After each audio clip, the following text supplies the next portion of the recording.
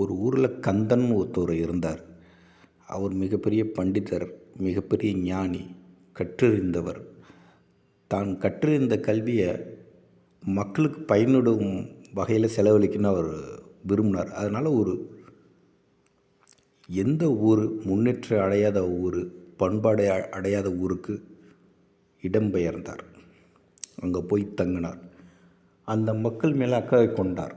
அந்த மக்களை எப்படியாவது அவங்க வாழ்க்கை நிலையில் அறிவிலும் பொருளாதாரத்திலும் பண்பாட்டிலும் ஒரு முன்னேற்றம் அடையணும் அப்படின்னு அவர் விரும்பினார். அதற்காக போய் அவங்கள்ட்ட அந்த ஊரில் போய் தங்கினார். தங்கும்போது அந்த ஊர் மக்கள் அவரை ஏற்றுக்கலை.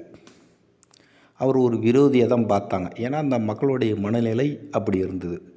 இருந்தாலும் மக்களுடைய முன்னேற்றத்தான் விரும்பின கந்தன் அந்த ஊர்லேயே தங்கி அவங்க அவமதித்தாலும் அதை புறந்தள்ளிட்டு, அவங்க கெடுதல் செஞ்சாலும் அதையும் பொறுத்துக்கிட்டு அவங்களுக்கு நல்லது செய்ய தொடங்கினார்.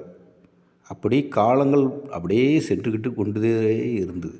மக்களுடைய மனசும் கொஞ்சம் கொஞ்சமாக மாற ஆரம்பிச்சுது. இவரை பற்றி கொஞ்சம் கொஞ்சமாக புரிஞ்சிக்க ஆரம்பித்தாங்க. ஒரு கட்டத்தில் இவர் தான் தலைவன் அப்படிங்கிறத புரிஞ்சுக்கிட்டாங்க. அதுக்கு அதிகமான காலம் எடுத்தது. ஏன்னா மக்களுடைய மனநிலை அப்படி இருந்தது. அந்த மனநிலையை கொஞ்சம் கொஞ்சமாக மாற்றினார் நம்மளுடைய கந்தன்.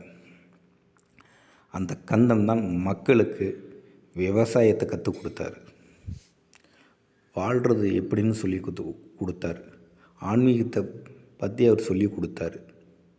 பொருளாதாரம், வியாபாரம், கல்வி அனைத்திலும் அவர் ஒரு குருவாகவே விளங்கினார் கந்தன்.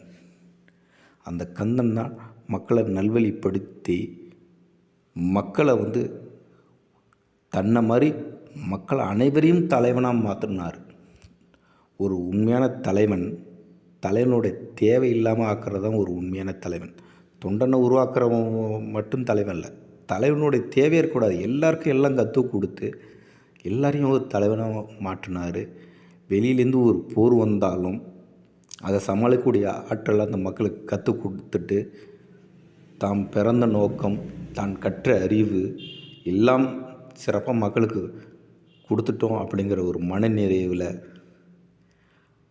கந்தன் அடுத்த ஊருக்கு பயணத்தை தொடர்ந்தார். கந்தன்